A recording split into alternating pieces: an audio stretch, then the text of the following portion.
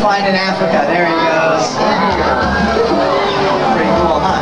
Yeah. Largest in Africa, third largest in the world, pretty incredible. Yeah, he is going to make his way right up here as soon as he's finished his treats. Pay very close attention, you probably won't hear a thing. Here he comes. Yeah!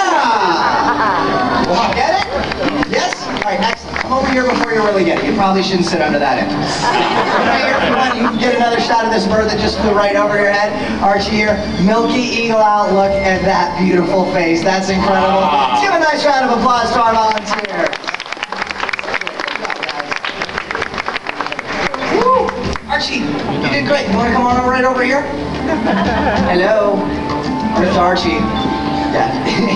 As I said, incredible eyesight, incredible hearing. He's probably looking at any number of things that's out there. I have no idea what he's looking at. There he goes. You did great all the way in. That was Archie, our milky eagle.